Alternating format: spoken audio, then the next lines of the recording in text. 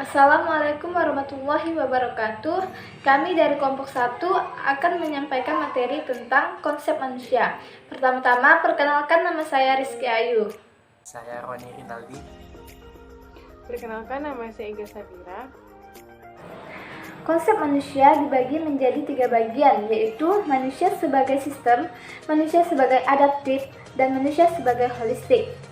Manusia ditinjau sebagai sistem, artinya manusia terdiri dari beberapa unsur atau sistem yang membentuk suatu keseluruhan yang ada dalam diri manusia. Manusia sebagai adaptif adalah proses perubahan yang menyertai individu dalam merespon terhadap perubahan lingkungan yang ada di sekitarnya, atau kemampuan manusia beradaptasi atau menyesuaikan diri dengan lingkungannya.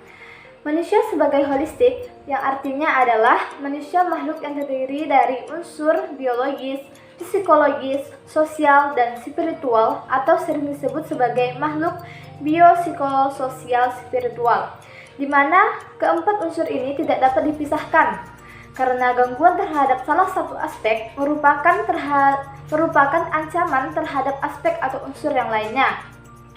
Manusia sebagai holistik ini memiliki 4 aspek, yaitu manusia sebagai makhluk biologis, yang disebabkan karena 1. Manusia terdiri dari gabungan sistem-sistem organ tubuh, manusia mempertahankan hidup. 3. Manusia tidak terlepas dari hukum alam atau khususnya hukum perkembangan. Manusia sebagai makhluk psikologis, karena setiap individu memiliki kepribadian yang unik. Setiap individu memiliki tingkah laku yang merupakan manifestasi dari kejiwaan, dan setiap individu memiliki kecerdasan dan daya pikir.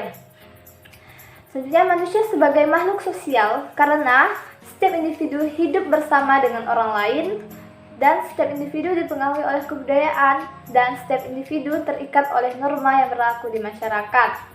Manusia sebagai makhluk spiritual, karena setiap individu memiliki keyakinan sendiri tentang adanya Tuhan. Dan yang terakhir, manusia sebagai makhluk kultural, karena manusia mempunyai nilai dan kebudayaan yang membentuk jati dirinya sebagai pembeda dan pembatas dalam hidup sosial, kultur dalam diri manusia, dan bisa diubah dan tergantung lingkungan manusia hidup. Sekian materi yang dapat saya sampaikan. Assalamualaikum warahmatullahi wabarakatuh. Saya akan melanjutkan presentasi dari teman saya. Konsep kebutuhan dasar manusia. Menurut King 1976 menyatakan bahwa kebutuhan dasar manusia sebagai suatu energi di dalam atau di luar organisme yang ditunjukkan melalui respon perilaku terhadap situasi, kejadian, atau orang. Sedangkan menurut Roy 1976, kebutuhan dasar manusia adalah kebutuhan individu yang menstimulasi respon untuk mempertahankan integritasnya. Karakteristik kebutuhan dasar manusia. Manusia memenuhi kebutuhan dasar mereka tergantung kepada prioritasnya. Yang kedua, kebutuhan dasar secara umum harus terpenuhi. Beberapa kebutuhan dapat ditunda.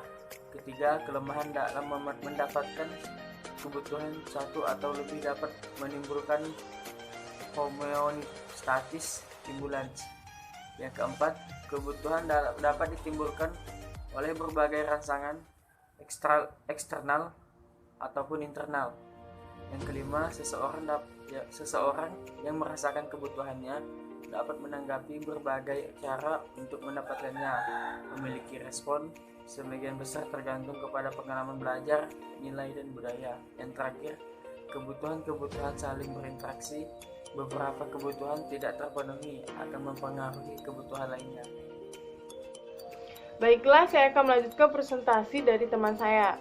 Pada slide berikutnya ada faktor-faktor yang mempengaruhi kebutuhan dasar manusia. Pada poin pertama ada penyakit. Penyakit berhubungan dengan kemampuan seseorang dalam memenuhi kebutuhan.